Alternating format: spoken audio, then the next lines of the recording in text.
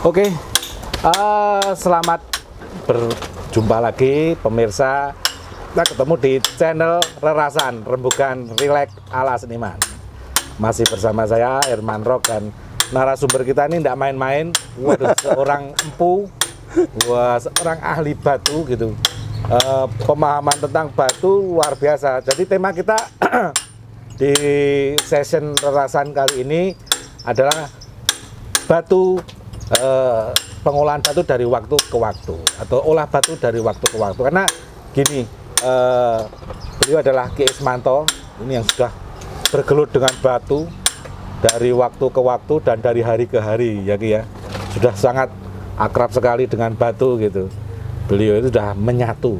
Nah, batu yang kita mengenal sebagai penanda zaman, kalau kita secara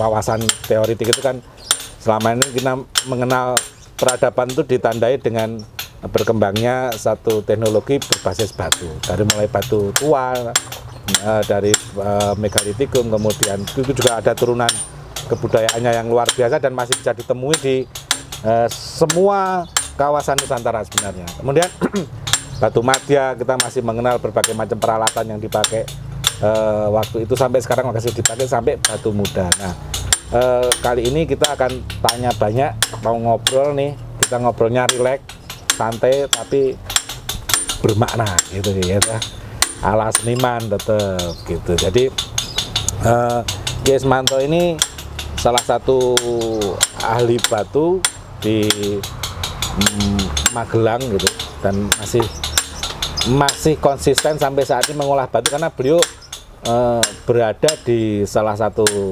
dusun atau desa di lereng Merapi, di desa Sengi, Kecamatan Dukun, Kabupaten Magelang. Dan saat ini saya juga berada di studio beliau. Ini berbagai macam batu ini bisa disampaikan gitu, bagaimana Ki Ismanto tertarik atau kemudian mengolah batu ini menjadi satu karya seni gitu. Ya. Terima kasih Mas. Okay. Sebetulnya melihat batu itu adalah semacam melihat batu itu adalah tubuh, menurut saya. Ya, jadi tubuh itu, batu itu sebagai sesuatu yang menurut saya tubuh saja, belum menjadi sebuah kesatuan antara isi dan tubuhnya, yang menempati dan rumahnya gitu. Contohnya batu menjadi prasasti, yaitu batu dijadikan prasasti untuk mencatat atau menulis sesuatu yang terkait dengan zaman mungkin dengan tahun per tahun atau dari zaman apa kan gitu. Jadi batu di sini saya melihatnya adalah objek yang memang akhirnya kita memberikan sesuatu, menjadikan sesuatu, batu itu menjadi rumahnya dari gagasan atau pemikiran. Gitu. Nah, perlakuannya juga seperti tubuh manusia juga. Jadi kenapa awal-awalnya saya batu itu kan kegelisahan tentang terkait dengan komunikasi. Ketika saya dengan menghadapi batu itu saya sangat bebas untuk komunikasi. Iya, untuk ekspresi lah. Ekspresi. Jadi, saya mengeluh di depan batu, saya menangis di depan batu, saya mau marah-marah dengan batu. Batu itu tetap diam ya. Tetap diam. Dia setia. Dia mendengarkan, mungkin ya. Mungkin saya berprasangka bahwa batu ini mendengarkan apa yang saya sampaikan. Terus batu ini mau mendengarkan apa keluhan-keluhan saya. Sampai batu ini saya olah, saya pahat, memindahkan dari sungai, lalu tak tarik ke darat, lalu ke tempat kerja saya. Nah, perlakuan batu ini memang sebetulnya kita harus hati-hati. Karena batu itu mirip seperti air kan, jadi dia selalu mencari tempat yang lebih rendah. Jadi dia selalu gelundung kan? Secara sifat alaminya ya. Sifat alaminya. Jadi ini kita sangat hati-hati sekali ketika kita tidak waspada, batu ini juga akan mengenai kita. Jadi banyak pelajaran yang saya dapat dari batu itu sendiri. Nah, mungkin dari pengambilan batu, terus kita tahu bahwa ini batunya itu sifatnya ada yang keras, ada yang lunak, ada yang padat, ada yang berongga dengan warna yang berbeda-beda juga. Ada yang putih, abu-abu, merah, coklat, hitam. Nah itu. Jadi contohnya mengolah batu ini terkait dengan peralatan. Ya. Kita sekarang sudah pakai besi. Mungkin zaman dulu batu dengan batu. Batu dengan batu. Nah, ya. sekarang kita sudah pakai besi. Besi untuk memahat. Nah, contoh batu yang keras itu kita tidak bisa memahat dengan hentakan yang kuat. Ya. Bentuk pahatnya harus runcing. Dan cara memukulnya, palunya juga harus pelan. Oke, jadi tidak asal pukul pemirsa. Walaupun Betul. batu itu keras, Iya. masif gitu. Iya. Kalau yang tak amati kan, Iya. padat gitu. Iya, betul. Kalau bagi saya kan batu itu simbol semangat. Iya. Karena saya senang musik rock, berasal dari batu. Iya. Wah, powernya Keren, luar iya. biasa. Iya. Kan, ya. Iya. Jadi gitu ya. Ya, jadi seperti menghadapi manusia. Maka saya melihat itu semacam diri kita, tubuh kita. Ketika kita menghadapi orang yang keras, kita harus lembut. Jadi malah nggak dipukul. Enggak. Enggak ya? Kalau kita pukul keras, dia mantul, dia melawan. Jadi kita keras pasti dia melawan. Artinya ada perlakuan khusus. Betul. Kita dengan ujung pahatnya harus runcing, kecil, Oke. dan lemah lembut. Kita memperlakukannya lemah lembut. Malam ya. Tetapi kalau batu yang lunak beda. Untuk batu yang lunak, pipih, lebar, dan kita bebas untuk hentakan yang Gitu ya? keras. Iya. Oh iya, ternyata memang ada treatmentnya, ada satu apa ya, pendekatan khusus ya. Jadi batu ini kayaknya dia benda mati, tapi sebenarnya sangat-sangat ini ya, merespon justru kalau aku lihat. Betul, betul. Bahkan kalau kita itu bisa kan imajinasi kita ketika melihat batu itu kita bisa berkembang. Kita bisa belajar dengan benda-benda semacam batu itu. Di situ kita bisa menemukan bentuk apapun. Iya, iya. Jadi kita semakin kaya, tidak bingung terus membuat apa, inspirasinya apa.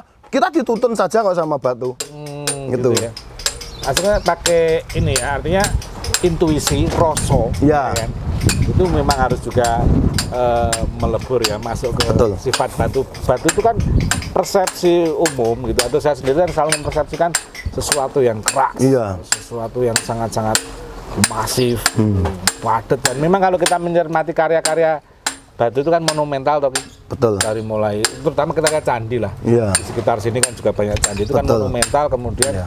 bagi saya pribadi ini mesti ada message, ada pesennya, karena dia bisa bertahan ribuan tahun gitu. Betul.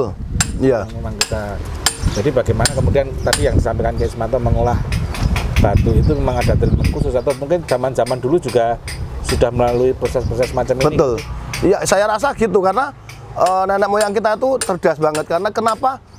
Kalau kita tulis terbatas pada lontar, kan kalau agama-agama dari Timur Tengah itu kan menulisnya di kulit kayu, kulit hewan. Nah, itu kan kena air hancur, Ya.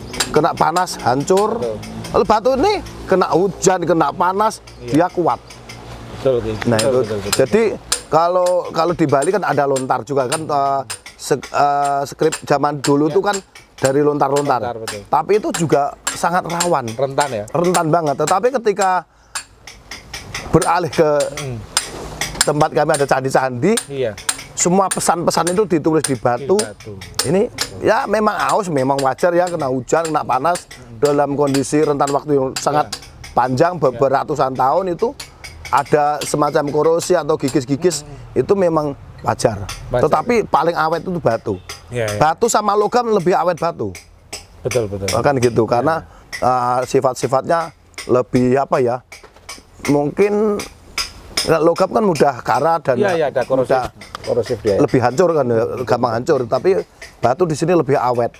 Dan menurut saya kalau kita itu mahat melakukan atau mengerjakan karya-karya dari batu, itu kita asik banget dok.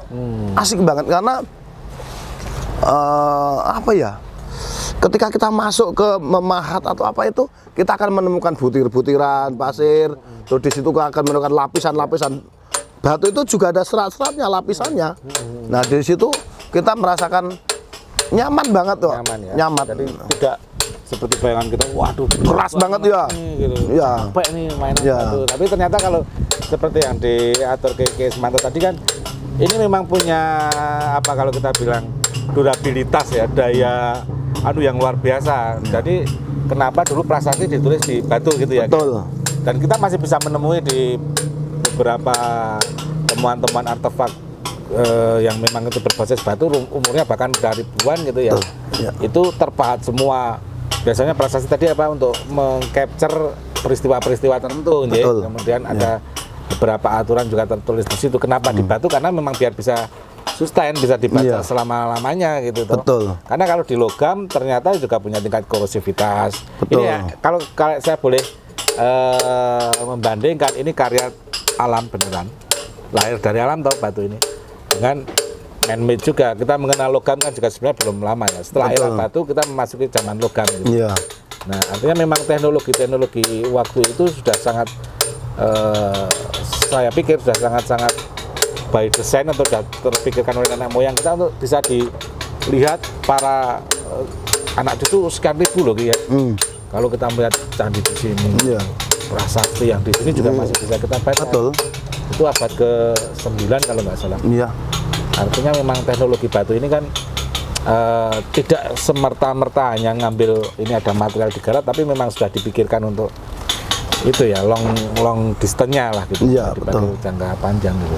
Ya, di samping itu karena material di sini di daerah api ya, kita di daerah gunung api gini kan material batu sangat banyak. Ya. Nah, terus di sisi lain menurut saya lebih ramah ya batu lebih itu. Ramah. Ya, karena ketika rumput juga bisa tumbuh di situ, lumut juga bisa tumbuh di situ. Jadi apa ya? Menurut saya nyaman lah. Nyaman Itu ya. Karena saya juga nikmati karya-karyanya Ki Ismanto itu kan saya nyaman, ngikuti proses juga nyaman gitu. Yeah. Ternyata ada karya-karya Ki Ismanto kalau udah ditumbuhi lumut itu malah cantik ya. Luar biasa. Nah. Semakin ada, kalau saya lihat ada dimensi-dimensi ruang yang lebih gitu menarik lah. Gitu. Betul. Tapi kalau secara proses ya memang membutuhkan satu kesabaran, ketelatenan gitu. Sebetulnya teknik ya, banyak teknik kan di dalam menggarap batu itu banyak teknik yang kita pakai. Dan itu kita dapat berguru banyak dari ketika kita mindah batu, geser batu, ada waspada, hati-hati. Terus kita juga strategi ngangkat batu dalam kedalaman 10 meter contohnya ya, di dalam sumur. Nah itu asik-asik juga. Memang kita harus yang namanya selalu kontrol. Harus kontrol dengan benda yang di sekitar kita. Terus ruang itu kita harus selalu kontrol kalau kita bermain dalam batu. Kita display patung tinggi 3 meter terus diletakkan dalam dudukan pedestal tinggi 5 meter. 5 meter. Itu kita hanya manual. Hanya pakai dongkrak tok. Iya. Itu. Ungkit ya. Ya, sistem ungkit lah itu. Gitu. Itu tapi bisa juga. Maksudnya kita tidak, orang mungkin kalau melihat itu ngeri juga kan. Ngeri. Batu itu kan itu berapa ton? Ya rawan juga atau kalau kita muat batu di truk itu rawan juga. Dan saya kan banyak belajar juga tentang kalau kita pergi ke Prambanan, Borobudur itu merasa belum ada apa-apanya pengalaman saya karena mereka membuat susunan batu di mana di antara ada laut dan ada gunung yang identik dengan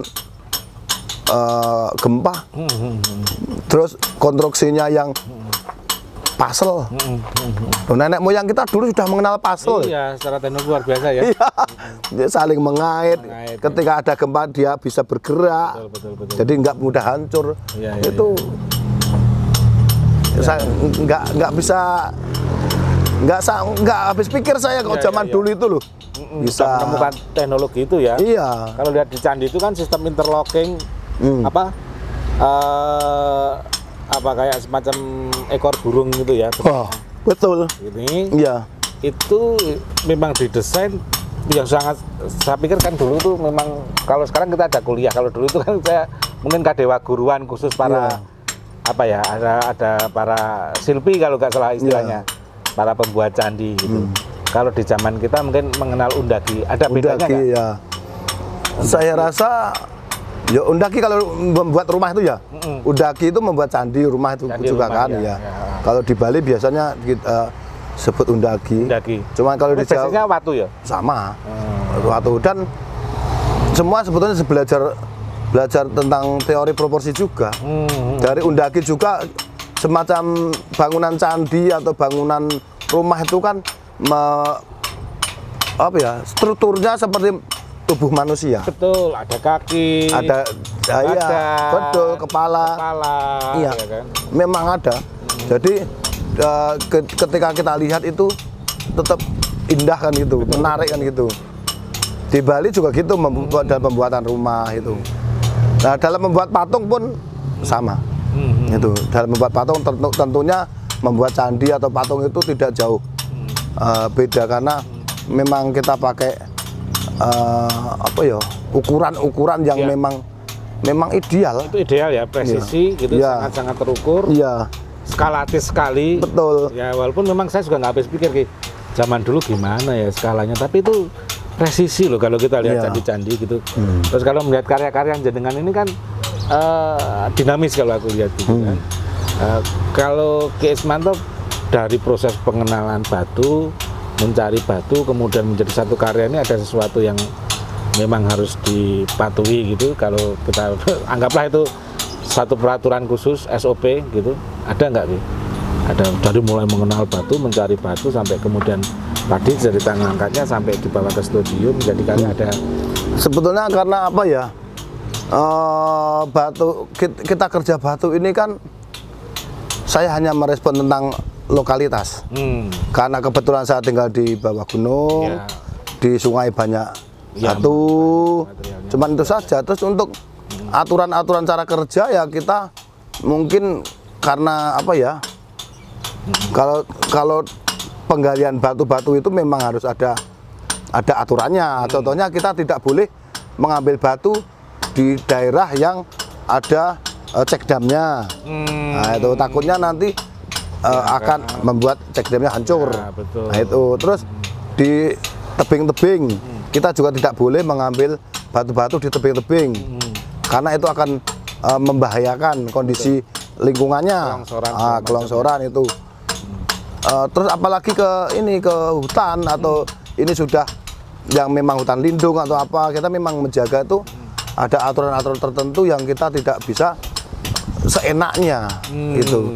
Tapi karena kami ngambil di sungai, di mana sungai itu ya dari awal saya selalu berpikir bahwa kalau material di sungai itu tidak diambil, nanti kalau lahar dingin materialnya menumpuk. Kalau menumpuk nanti lahar bisa meluap ke pemukiman. Oke, ini menarik ini. Artinya ini ada sisi-sisi konservasi gitu loh ternyata. Kenapa saya tadi tanyakan? Artinya di zamannya Ki Ismanto ini sudah ada warning, ada persiapan yang untuk kesiagaan lah istilahnya. Jadi jangan mengambil di cekdam, jangan mengambil di lereng, karena akan sangat berbahaya. Itu mesti saya lihat kan tanahnya juga tanah yang berlapis pasir, akan gampang. Kemudian juga yang ketiga, kalau di sungai nggak diambil justru akan menyebabkan meluapnya lahar ketika memang Merapi. Itu sisi konservasi yang sangat menarik saya pikir. Tapi apakah di zaman dulu juga sudah terpikirkan ya gitu? Saya rasa zaman candi gitulah. Mungkin itu untuk pengambilan material dari sungai untuk dijadikan candi itu mungkin mensikapi itu. Meskipun setoran lahar dingin itu lebih buktinya karena banyak candi, banyak kampung yang tertimbun lahar dingin. Betul. Nah, jadi mungkin mereka pemanfaatannya sedikit. Jadi materialnya meludak. Saya rasa gitu. Betul. Kalau sekarang kan diambilin ke daerah lain. Diambil ke bawah, ke bawah untuk sana. Nah, saya rasa pembangunan candi-candi dulu termasuk mengamankan hal-hal semacam itu kayaknya loh. Jadi udah ada dari dulu sudah ada memang itu hal-hal yang harus dipatuhi. Betul. Ya, terkait dengan pelestarian lingkungan. Ya. Itu kan konservasi pelestarian lingkungan. Ada aturan jangan ngambil batu yang tadi disebutkan. Di hutan juga harus banyak ada beberapa perhatian-perhatian. Karena kalau saya melihat ini kan kita tidak pakai batu kecil nih, rata-rata kan berapa tuh? 2 meter, ada 3 meter. 3 meter gede ya. Minimal 1 meter lah. Minimal 1 meter. Itu kalau proses ngambilnya tetap ini tadi ya, ada beberapa aturan semua ya. Iya. Ada teknis-teknis tertentu. Iya, iya. Contohnya bendungan. Ini kan ada apa? Ada sawah. Ketinggian berapa meter dari sungai. Itu kan ini kalau di atas bendungan kan nggak boleh diambil. Takutnya nanti permukaan airnya terlalu bawah. Air nggak bisa masuk ke lahan pertanian. Karena terlalu diambilin batunya. Ya, jadi memang kita memang harus seiring dengan alam. Tetap harus memperhatikan alam. Itu yang keren. Jadi sebagai seniman kita tidak mengeksploitasi, tidak mengeksploitasi batu kemudian demi tuntutan tuntutan kekaryaan atau tuntutan kita kreativitas kita tidak, tapi ternyata tetap Ki Ismanto dan teman-teman tetap memperhatikan konservasi karena itu yang saya pikir perlu diperhatikan. Kita berada di lingkungan alam, gunung berapi gitu, bukan sesuatu yang mudah. Betul. Untuk apa ya, kita menjaga ini komunikasi tetap baik dengan alam kita, tetap sinergi dengan bagus gitu toh. Toh mereka juga memberikan sesuatu yang alami yang bisa kita manfaatkan kemudian mempunyai ending-endingnya juga ada nilai ekonominya juga. Betul. Tapi dari Ki Ismanto ini beliau tetap konsisten menjaga apa yang mungkin dulu nenek moyang sudah lakukan. Karena kalau kita lihat candi-candi di sini ada candi pendem. Ini dulu juga mestinya ke pendem gitu. Betul. Iya. Dan ini kan nggak jauh ya dari Merapi, berapa kilo? Cuman 9 kilo. 9 kilo, jadi deket banget itu ya. Iya.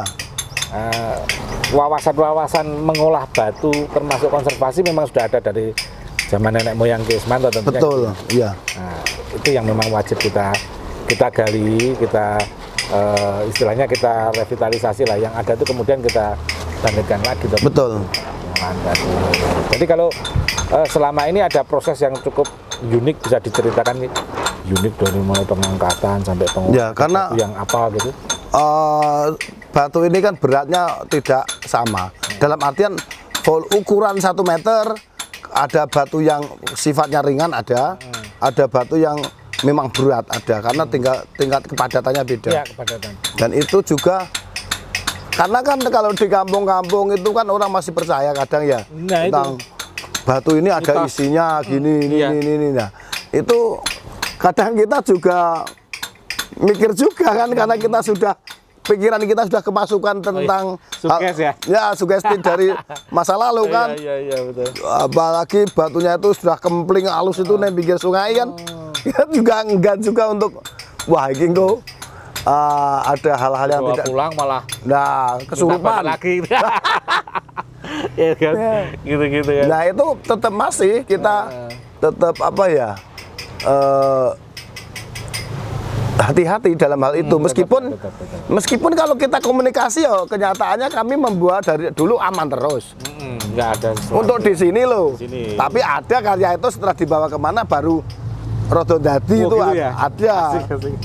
Terus ada perlakuan khusus nggak ketika karya rodo dadi atau dibawa kemana? Ya ada itu. Ada, ya? Ada yang mereka mengeluh kok ngene rawani ngemek, rawani apa gitu. Saya cuma satu hal. Sebetulnya antara benda dan hewan atau tumbuhan dan manusia itu kan sama. Jadi kalau kita dengan hati yang lembut, terus kita itu apa istilahnya itu menyapanya dengan baik, ya seandainya itu ada sesuatu di dalamnya lah, anggap saja ada energi negatif atau apa itu sebetulnya menyesuaikan kok. Cuma manusia saja yang kadang berprasangka yang berlebihan kita ya. Iya, hiperbolik jalan ya. Iya itu. Sebetulnya selama ini kita aman-aman saja. Aman-aman saja maksudnya membuat karya dibawa kemana ya kita aman. Yang aneh itu kan kadang perasaan saja kan orang. Wah kayak watu semono kae berarti ono isine demit ah. Apalagi orang kampung, wah watu kono kae angker kan gitu. Cedak kono. Wah itu di pertemuan dua sungai. Wah itu gitu kan. Sangar itu. Sangar ya kan. Tapi ya selama ini kita aman-aman saja. Mana aja ya. Mungkin karena saya yang memperlakukan batu itu tidak semena-mena kan ya. Kenapa tidak semena-mena? Alasannya sederhana. Nek tak gawe patung payu kan gitu. Nah, ya kan. Ya. Taksunya muncul lah kalau. Nah, gitu Karena, jadi. Tapi ada perlakuan khusus ya, Ki? Misalnya terhadap sesuatu batu itu ada satu pendekatan apa gitu. Kalau nemu nembung segala macam gitu. Itu Terhadap batu. kayaknya itu wajib dalam artian gini ya. Menyapa dengan izin atau apa itu iyalah. Itu dengan kelembutan hati. Iya itu kan tidak harus dengan dupa, tidak harus dengan kemenyan atau bunga atau apa. Iya. Kita elus, kita kasih air, sirami, itu kan komunikasi dengan batu itu sendiri. Iya. Nah itu menurut saya ya penting banget dan saya selalu melakukan hal itu. Ya. Selalu. Ini ada komunikasi ya. Iya. Pasti Pasti itu. Kita kan mengacu ke prinsip-prinsip bahwa bagian dari ini kan juga bagian dari jagat gede dari alam. Iya. Disediakan ke kita, tentunya kita juga sebagai sesama. Akhirnya kan juga ini ciptaan Tuhan juga kan. Betul. Penyikapannya harus yang Iya, dan kalau contohnya kalau saya karena saya itu pengen ngasih ke bunga contohnya. Saya ini cewek di kembang seneng loh. Iya kan? Apalagi bunga bang ya kan. Bunga bang BRI. Iya. Maksudnya batu dikasih bunga juga pasti seneng toh. Bagus kan? Gitu ya. Jadi hitam dikasih warna merah atau putih kan Iya. api kan? Kontras lah. Ya kita melihat itu estetik saja. Estetik. Orang mengatakan itu sesaji atau apa silahkan. Tapi kita ini cewek tapi kembang seneng ya. Iya. Iya kan? Analoginya ke sana ya. Ya sederhana saja. Betul. Apakah saya nyajeni cewek kan enggak kan? Enggak benar. Betul juga ya. Iya kan? Iya, Ini kan ungkapan rasa. iya itu seneng bahagia kan?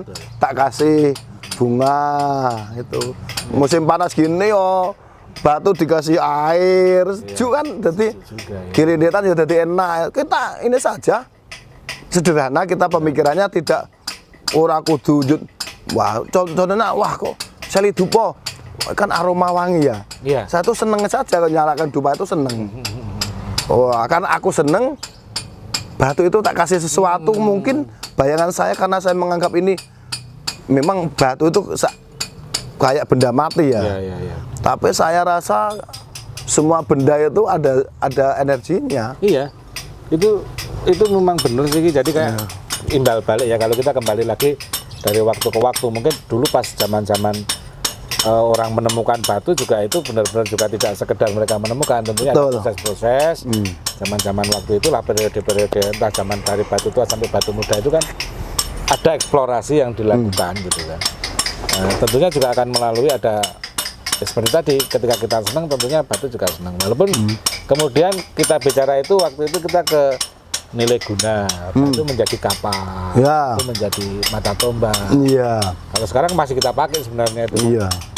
Sing batu muda kita masih tadi cowok tadi jaga. Iya. Batu itu kan memang kalau dalam Feng Shui itu kan memang unsur tanah. Tanah. Ya, jadi batu itu kan bagaimana kita memperlakukan. Tiga pondasi gelem. Ya. Ibaratnya geancen eneng wangang ya gelem. gelem. Tetapi kita dipahat atau ditaruh di atas altar juga layak kan.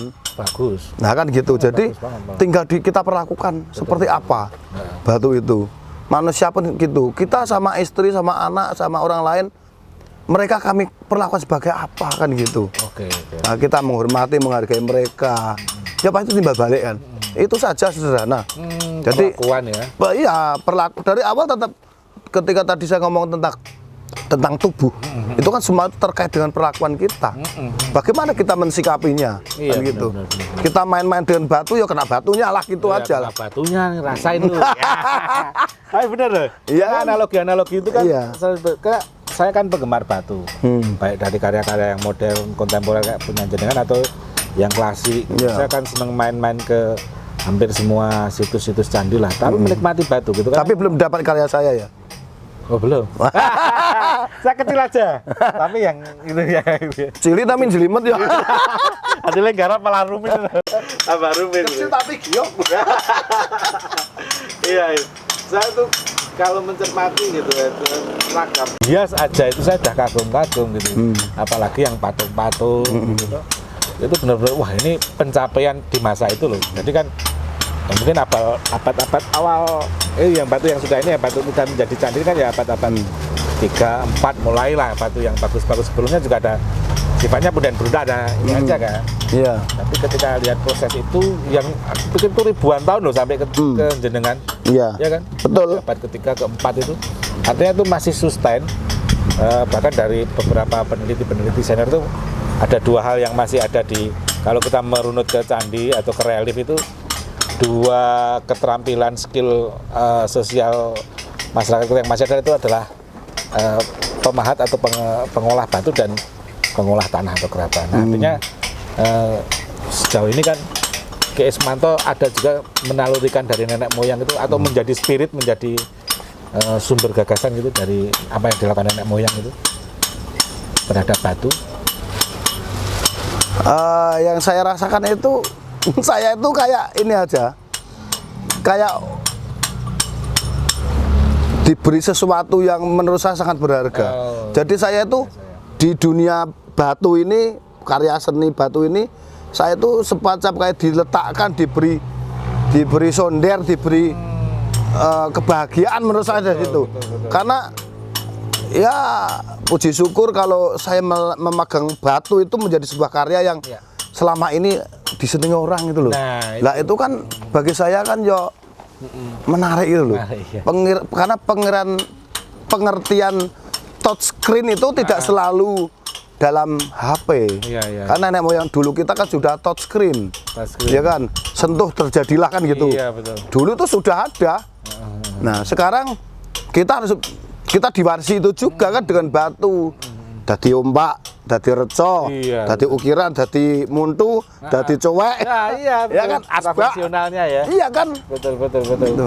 Jadi sebetulnya nenek moyang kita itu memang memberikan kita sesuatu yang mudah didapat.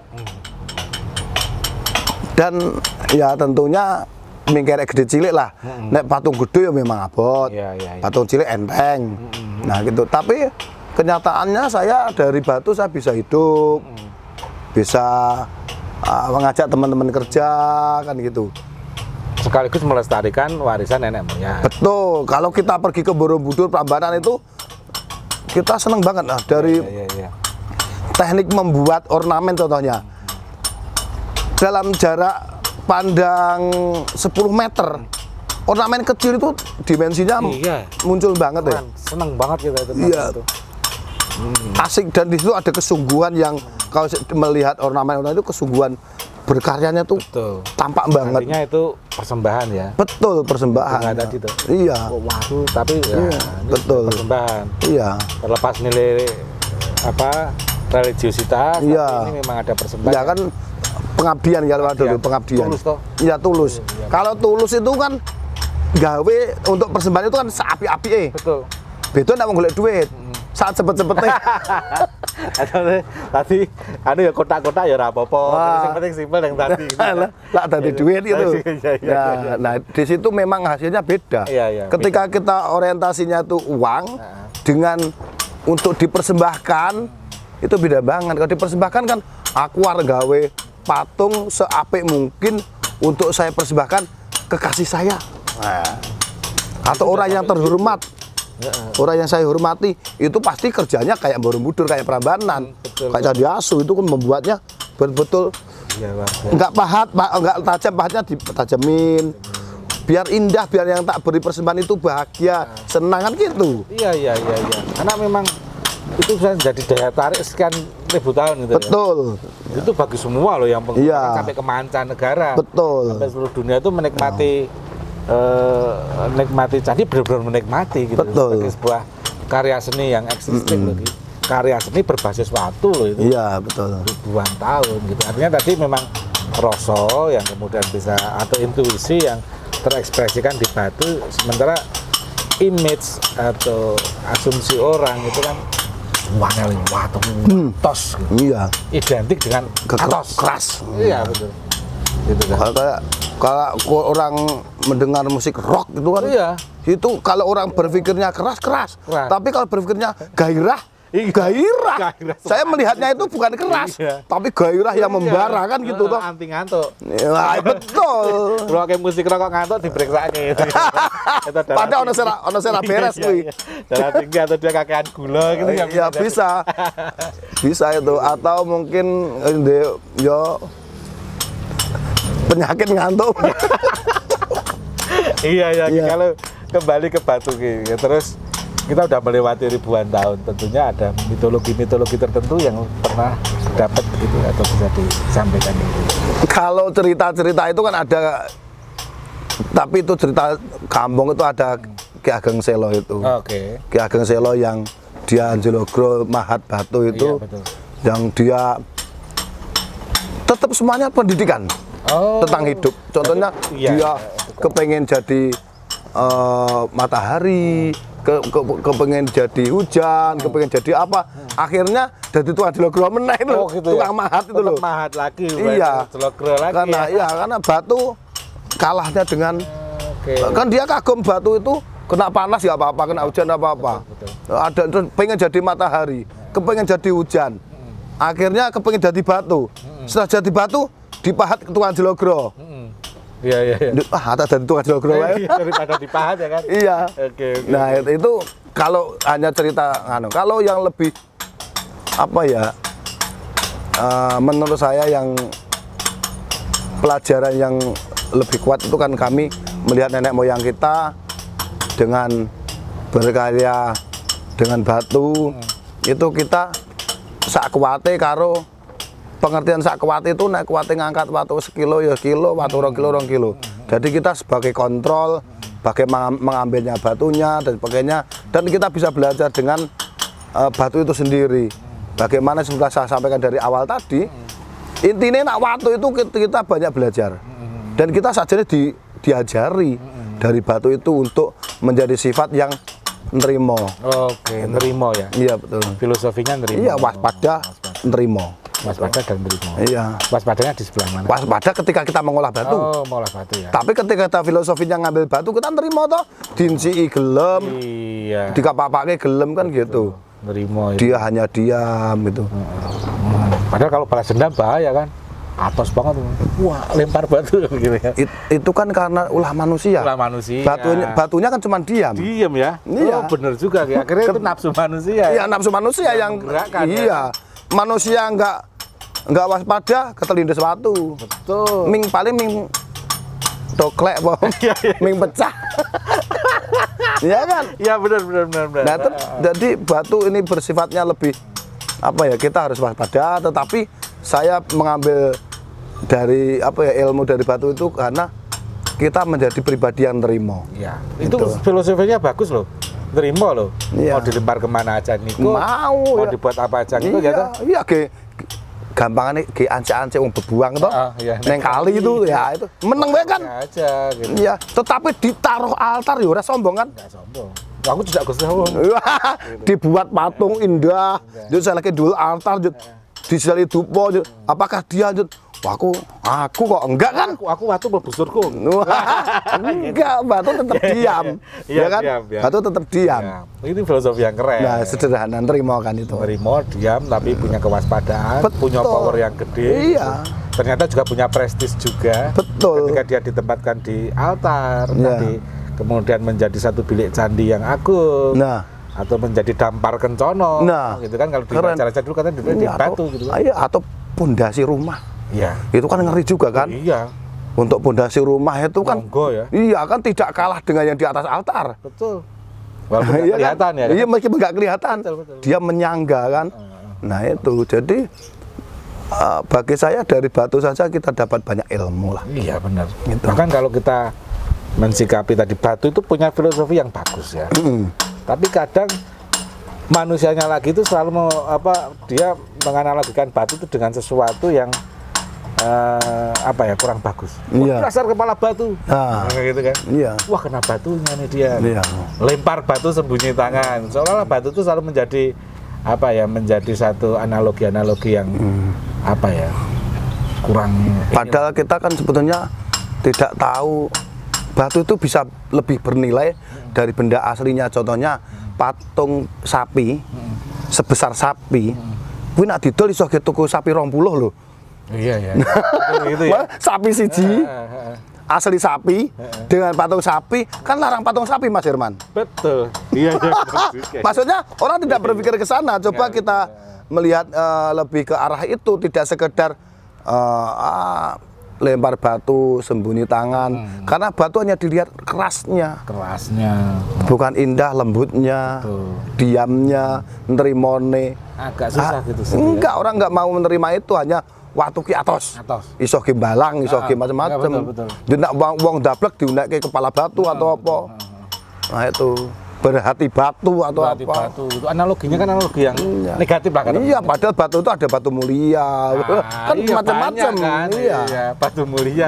Kalau dapat ya tetap seneng-seneng juga kan. Gitu. Dapat batunya tapi batu mulia ya. Iya. Iya. Coba orang kok Semanto dapat batunya berapa meteran? 3 meteran 10. Wah, lumayan iki. Iya. Udah cedek ini nanti kalkulasinya. Iya kan gitu. Produksinya gitu. Ya, itu sebenarnya mendidik kita supaya bagaimana kita tetap kontrol, terus kita tetap menyadari hal yang orang lain tidak bisa melihat kelebihan batu itu sendiri. Iya. Nah itu, bahwa batu itu yang paling tinggi adalah nerimone itu.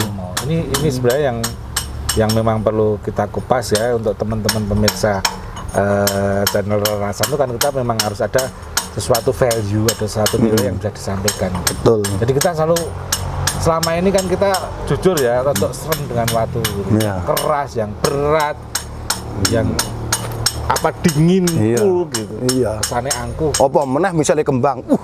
Iya. Tadinya batu biasa ngono, kebetulnya pikiran ono batu biasa. Takut. Ketika aku ngutak sel kembang kenongo, angker iki. Kesannya langsung gitu. Iya kan, itu kan image-nya jadi. Image-nya gitu. Itu. Padahal ternyata punya sisi filosofi yang dalam. Ya penyentuhnya, perlakuannya pun juga harus dengan kelembutan. Betul. Gitu loh. Iya. Ini kan nggak banyak tahu gitu loh. Padahal ini kan satu warisan kekayaan lokal wisdom yang harusnya ada pada tahu gitu. Jadi nggak acuh gitu loh terhadap batu sekalipun sebagai satu kekayaan material alam yang bisa disentuh dengan nilai estetika. Kita nggak bisa kita nggak bisa menafikan bahwa monumen cagar budaya besar semacam Candi Borobudur itu semua batu.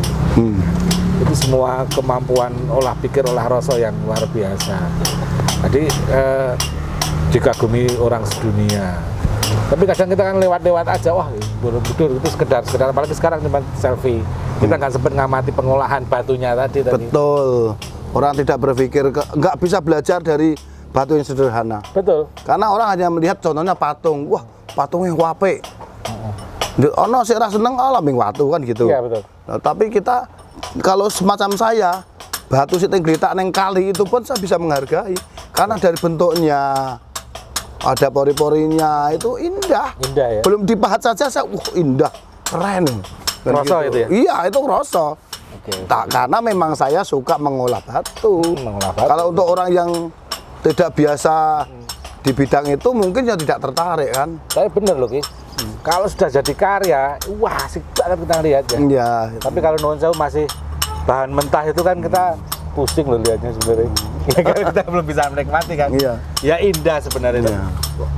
Serungat gini ya gitu misalnya ya kan. Tapi kalau sudah dikasih 000 ya tetap.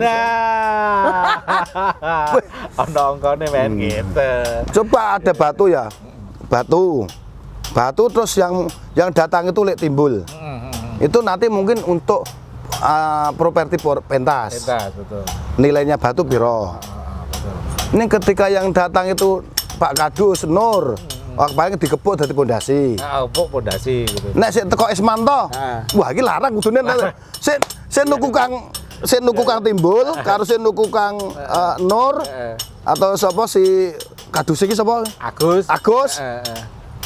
Dengan yang datang saya saja beda kok. Iki Ismanto iki udah dipatung, larang iki kan gitu. Nah kan gitu. Iya, betul, Padahal batunya objeknya cuma sama. Sama, benar. Nah, bagaimana kita memperlakukan saja kan? iya. Mau dijadikan apa batu itu, dia tetap rela nerimo. Nerimo tadi. Nah, itu.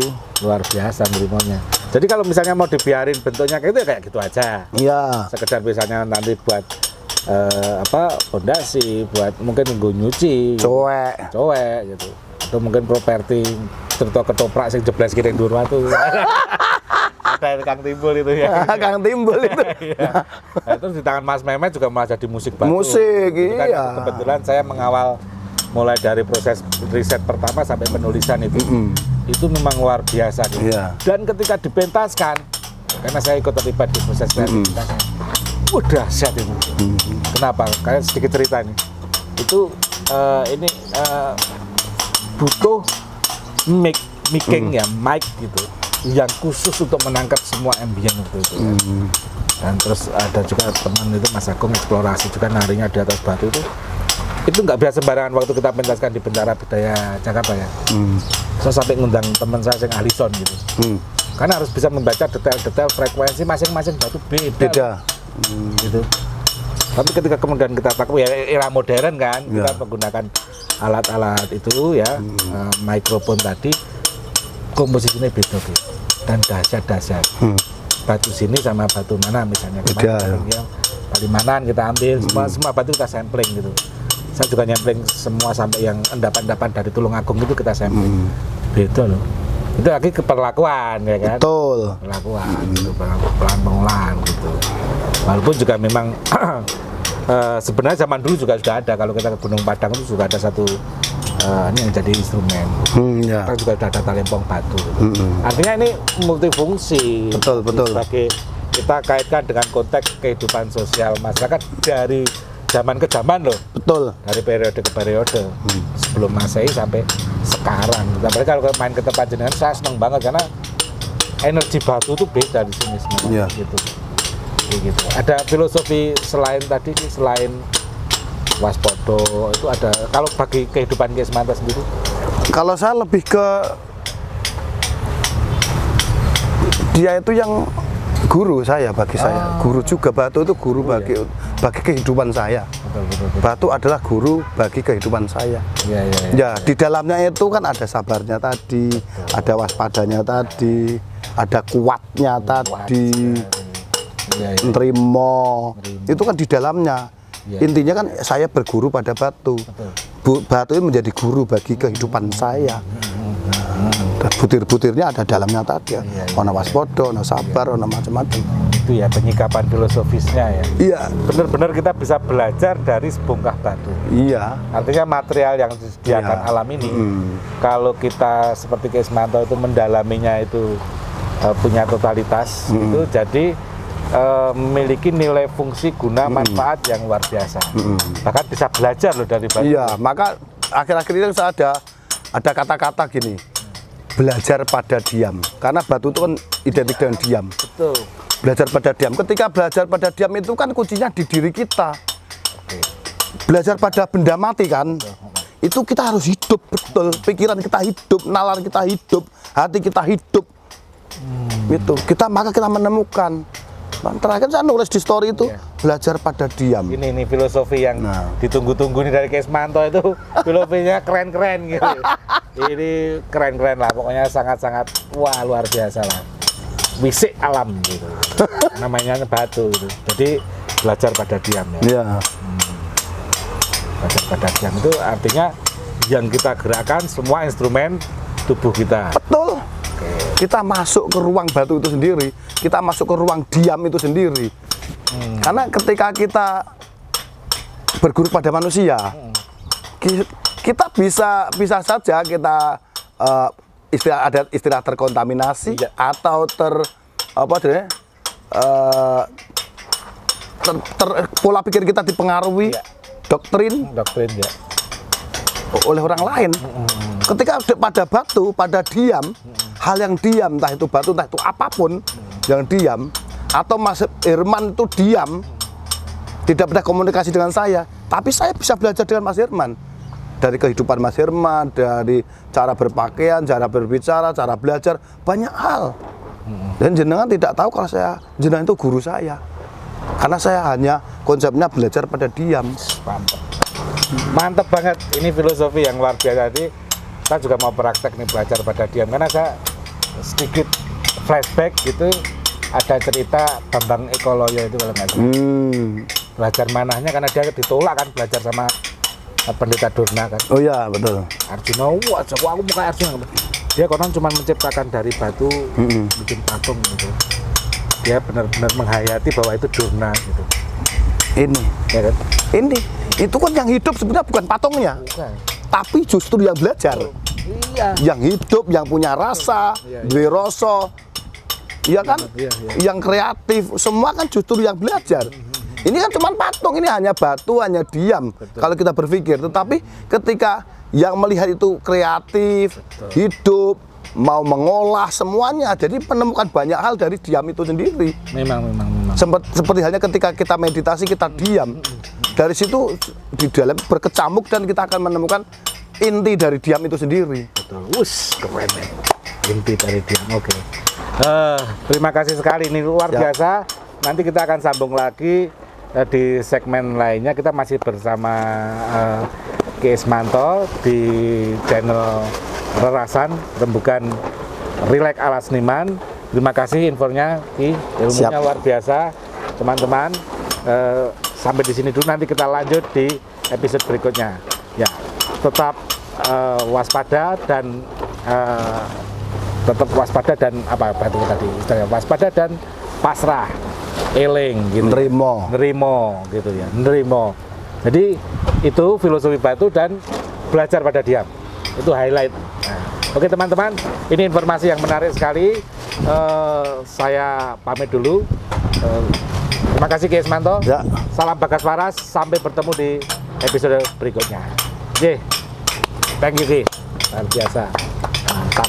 Belajar pada diam.